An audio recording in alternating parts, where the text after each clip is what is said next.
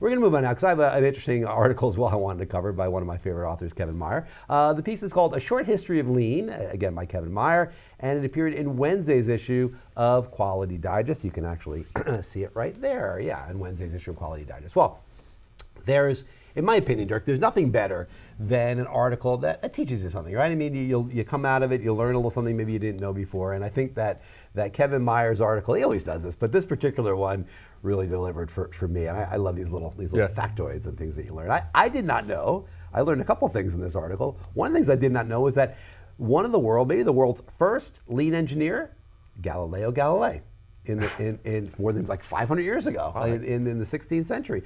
Galileo Galilei apparently was employed as an engineer for the Venetian shipbuilding industry. They were having, I guess, problems rolling ships off the line, and they brought him in as an expert scientist and an engineer to look at their process and to redesign their process and smooth it out, make it more efficient so they could roll more ships off the line. I did not know that. Wow. That's a great thing. He, according to Meyer, that's really the first example, one of the first examples in history of lean practices being employed for the good of manufacturing. I also didn't know that after he invented the cotton gin, that Eli Whitney actually pioneered the use of interchangeable parts to deliver muskets. He delivered 10,000 muskets to the U.S. Continental, well, I think it was the U.S. Army, right before 1800. And because of the way he designed that, it was really, really affordable. So, yeah, well, and because up to that point, if you couldn't pick up somebody else's weapon and guaranteed that your bullets or whatever would fit with it, or if you had a lot, whatever it was. I mean, the interchangeability of the parts, which now we're taking for granted, was an amazing breakthrough. Saved the U.S. Army a lot of money at that time when they didn't have a lot of money, not like now. But but so I didn't know that either. I learned that from this piece as well. So the article kind of goes on and with examples from history, and there are examples from the expected sources. I mean, he brings in Henry Ford, of course, like we always talk about Henry Ford many times in these types of articles. He talks about W. Edwards Deming and his work in Japan. I actually didn't know that Deming apparently first went over to Japan like on an agricultural mission. Wow. He mentions that, and I didn't know that, and right after World War II. Amazing thing that I learned there too.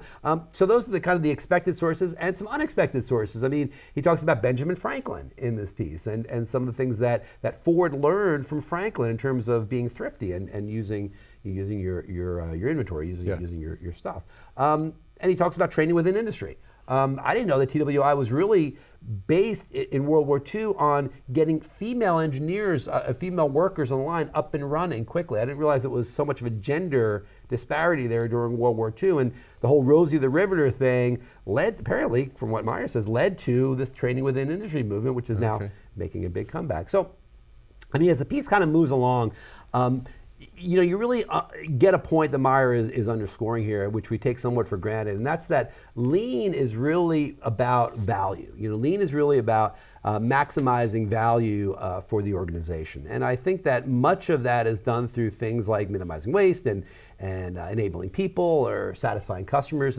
And all those are kind of limited frames in which to look at the core issue, which he talks about and runs through this entire history lesson he gives us, which is that lean is about enhancing value, the value stream. And that is something that, maybe was taken for granted somewhat. I think it was in American industry after the Second World War, certainly, where the focus was much more on maximizing profits and making sure that the U.S. companies were pushing product out the door, whereas Japan didn't have that ability. Japanese companies were really about maximizing value and looking at things like value streams and making sure that work was done in a way where it was set up in a way that it could be efficient and could make profit. So, I mean, value is an interesting perspective. But even back to Galileo Galilei, it all was about the outputs of value, and that's what this history lesson was really all about. But again, going back 500 years, that's crazy. I mean, it's that's like, crazy. You think about that. I mean, we're now in 2017. Galileo Galilei lived in the 1500s, and even back then, there was a sense that somebody who had an engineering perspective on this could look at a system and say, okay, we've got to get more value out of this. Right. In this case, it was basically throughput. They were trying to get more ships off the line. But somebody with that engineering background could look at this and say, well, let's look at the system. Let's break it apart and fix it and get more value out of it. That was the lean lesson that I think we learned from this piece. Really, really good stuff from Kevin Meyer. He always has good stuff. And who would have known that? I didn't. Like I say, I learned a lot from that article. So read that one and learn some stuff for yourself. Maybe it was a really, really good piece. All right.